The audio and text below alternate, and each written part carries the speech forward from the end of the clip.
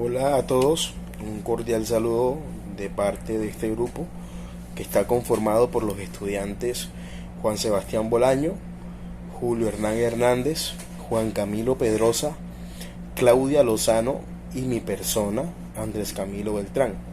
En esta ocasión les vamos a hablar del tema causal de ausencia de responsabilidad, numeral 4, que este vendría siendo cumplimiento de orden legítima de autoridad competente. Bueno, para darle continuidad a este tema, en el caso que se obre en cumplimiento de orden legítima de autoridad competente emitida con las formalidades legales, se tiene como mejor ejemplo a los efectivos militares en cumplimiento de sus funciones inherentes a su misión constitucional y legal en este caso. Cuando encontramos, por decir, cuando están en combate y obrando bajo mandato de su superior jerárquico y en defensa de los intereses de la nación, ellos se ven en la necesidad de accionar sus armas a fin de salvaguardar su vida, su integridad personal sobre todo. De esta forma, cuando actúan, tienen, por decir, un criterio propio. ¿Por qué? Porque están cumpliendo eh, con su responsabilidad legal, que en este caso es proteger los bienes jurídicos de la nación, proteger la humanidad de todas las personas, de todos los habitantes que están en el territorio nacional. Esta causal se toma del Código Italiano de 1930, más exactamente en el artículo 51, manifiesta que quien obedezca órdenes legítimas dadas por autoridad competente y haya sido influenciado por el Código francés de 1810, donde también manifiesta que ya no se habla de orden obligatoria, sino de orden legítima, es decir, una orden que es emitida con formalidades legales. Este no actúa antijurídicamente. ¿Por qué? Porque está en cumplimiento de una orden emitida por un superior jerárquico dentro de una relación propia de derecho público. Este realiza una conducta tipificada en la ley siempre y cuando la autoridad respectiva tenga la competencia para actuar y el mandato impartido se ajuste a las provisiones legales establecidas. El abogado penalista Eugenio Zaffaroni trata la obediencia debida cuando la orden es ilegítima, como un supuesto de cumplimiento del deber. Este es considerado por un motivo de atipicidad. En el caso de orden formalmente lícita, pero de contenido antijurídico. Si el subordinado tiene que controlar la legitimidad de la orden, si la cumple sin efectuar el control, no estaría cumpliendo su deber. Ahora, si la orden es manifiestamente ilícita, cesa el deber de cumplir la orden. Es decir, no tiene que llevar a cabo la orden ni obedecer a su superior. Pero, si la orden no es manifiestamente ilícita, el subordinado obviamente debe cumplir con esta orden impartida por su superior. Los requisitos de esta causal son la existencia de una relación de subordinación. Debe existir una orden, esta orden debe ser legítima, la autoridad jerárquica debe ser competente para ordenar, es decir, debe ser superior a quien imparte la orden, el inferior o particular subordinado debe tener competencia para cumplir la orden debe ser emitida con las formalidades legales, y por último el subordinado o el particular deben actuar con la finalidad de cumplir el mandato recibido. En conclusión, cuando una persona tiene una causa de ausencia de responsabilidad, cuando no cumple con la orden, es porque no es una orden legítima, es decir, es ilícita. Pero cuando cumple con la orden es porque tiene, cumple con todos los requisitos que exige esta. Es decir, no tiene excusa para no darle cumplimiento a la orden impartida por su superior. Cumplimiento de un deber. El cumplimiento de un deber se encuentra derivado del ejercicio de una profesión. Este consiste en causar daño actuando de forma legítima en cumplimiento de un deber, siempre y cuando el medio empleado lo necesite. Este se da en policías, mayormente en policías y militares, en cuando un mayor le ordena a un subordinado realizar una acción o omisión que sea lícita. En cuando estos no la acaten, podrían tener sanciones penalmente. Los requisitos. El primer requisito es que debe existir una relación de subordinación. Encontramos que debe existir una orden. Esta orden debe ser legítima. La autoridad jerárquica debe ser competente para ordenar. La orden debe ser emitida por las formalidades legales. El subordinado o el inferior debe tener competencia para realizar esta orden. Y por último, que no hay justificación para quien realice una orden ilícita. La relación jerárquica. La relación jerárquica es un instrumento jurídico, administrativo y político del poder ejecutivo. Como afirmamos, esta la encontramos en todas las formas de organización centralizada y en la variante de la llamada paraestatal. Esta la encontramos solamente en el derecho público y en el derecho militar. Competencia abstracta del que da la orden para dictarla dentro de sus facultades. Quien da la orden debe estar acorde con sus facultades para poder llevarla a cabo. De lo contrario no podrá ejecutarse. Ejemplo, un notario no puede dar una orden de detención que no sea antijurídica, es decir, que no haya una lesión ni ponga en riesgo el bien jurídico.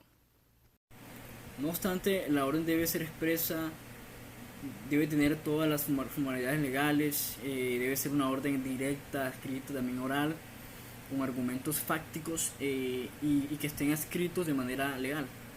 Bueno, a partir de lo dicho antes, entramos a la competencia del subordinado para ejecutar un acto ordenado por el superior.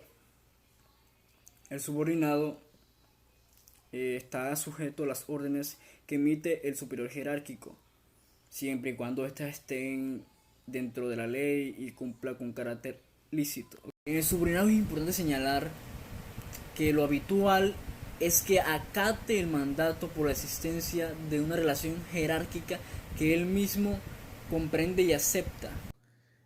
Hechos de la sentencia. De manera resumida, según lo descrito por los hechos de la sentencia, según información de inteligencia militar, se conoció que el 12 de diciembre de 1998, una avioneta aterrizaría en inmediaciones de Cacería Santo Domingo, en Arauca, donde ésta estaría cargada de dinero y armas para ser utilizado en actividades de narcotráfico por parte de la guerrilla. Después de la verificación de este hecho, con el fin de incautar la avioneta y los artículos que iban dentro de ella, se iniciaron operaciones militares donde en una de estas se llevó combate entre las FARC, donde tuvieron que haber pedido ayuda, apoyo a las Fuerzas Armadas, y este combate se llevó a cabo durante días. Para el 13 de diciembre de 1993, los pilotos habían diseñado una operación conjunta de 6 naves, 5 helicópteros, donde uno de esos helicópteros llevaba una bomba clúster y era tripulado por el piloto, el copiloto y el técnico del helicóptero. Según se describen en los hechos, la bomba clúster fue lanzada de uno de los helicópteros para impedir la fuga de los guerrilleros, donde este lanzamiento tuvo 17 personas muertas y 21 personas heridas no combatientes. De acuerdo a lo sucedido, empezaron las distintas investigaciones, tanto administrativas como penales, entre esas contra los tripulantes del helicóptero que arrojó el artefacto explosivo y dejó varias personas civiles muertas y 17 heridas. En cuanto a la actuación procesal, las decisiones son: primera instancia, deben de pagar 72 meses de prisión y una multa. En segunda instancia, se confirmó, se modificó para finalmente imponerle 360 meses de prisión. Bueno, siendo el tercer cargo el que nos interesa, el demandante expresa que al amparo de la causal primera consagrada en el artículo 207 del Código de Procedimiento Penal, reprocha la sentencia de segunda instancia. ¿Por qué? Por haber incurrido, según el demandante, en una violación directa de la ley sustancial como consecuencia de haber incurrido en un error injudicando, como dice textualmente,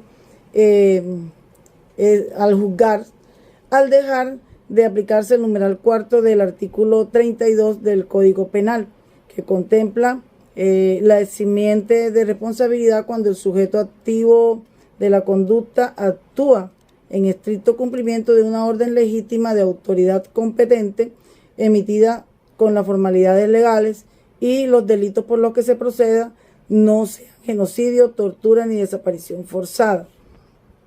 Además advierte el demandante que se trata de oficiales de la Fuerza Aérea que actuaron en una operación dirigida por un comandante de la Brigada 18 del Ejército y que el lanzamiento del dispositivo Cluster pues se hizo en el cumplimiento de una orden emitida con todas las formalidades legales.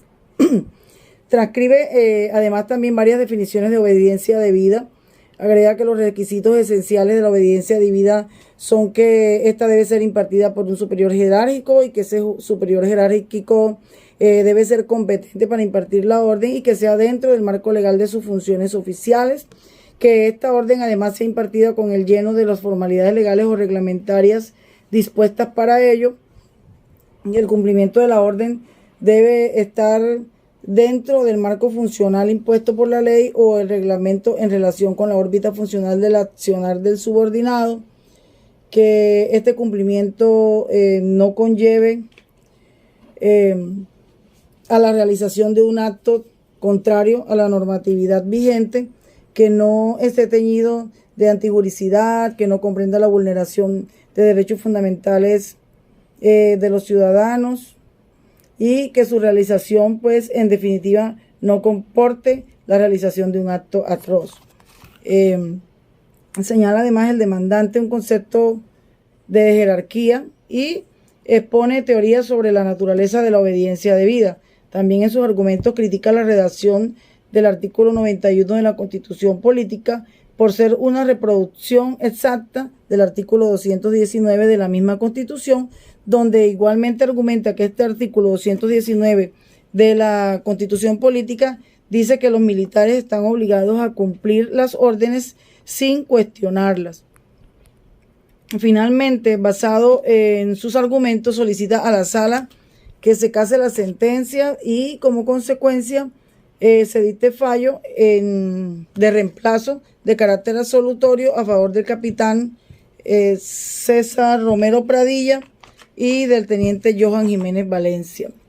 Bueno, respecto a esto, el delegado del Ministerio Público se pronuncia y expresa en esta sentencia que textualmente que no toda orden castrense debe ser cumplida irrazonablemente, tal y como se desprende del artículo 18 del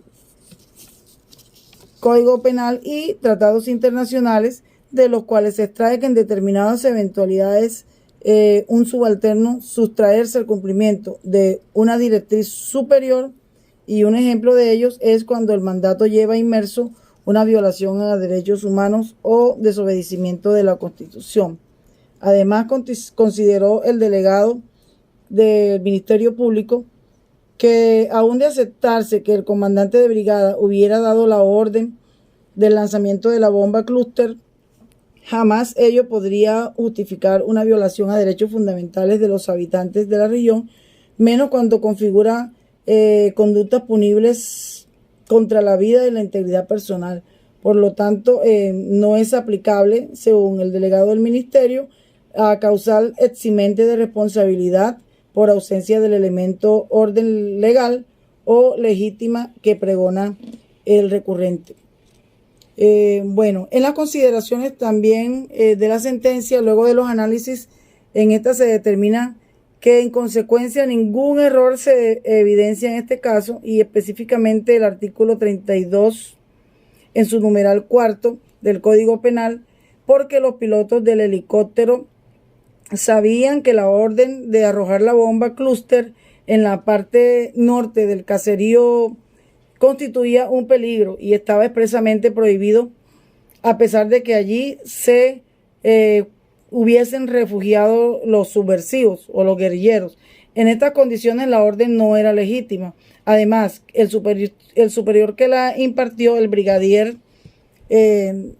comandante de la Brigada 18, con sede en Arauca, carecía de competencia para proferir ese mandato, en tanto que este tipo de decisiones estaban reservadas para el comandante general de las Fuerzas Armadas, de las Fuerzas Militares, quien al proceder de esa manera también debía haberlo hecho por intermedio del comandante de la Fuerza Aérea.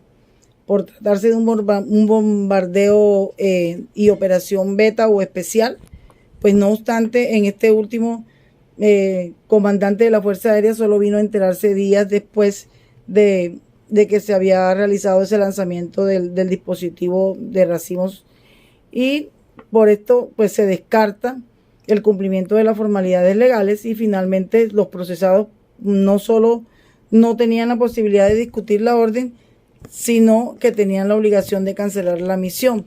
En estas condiciones, considera la Corte, tampoco el reproche prospera, y por lo tanto resuelve no casar la sentencia impugnada, además de establecer contra la providencia que no procede recurso alguno.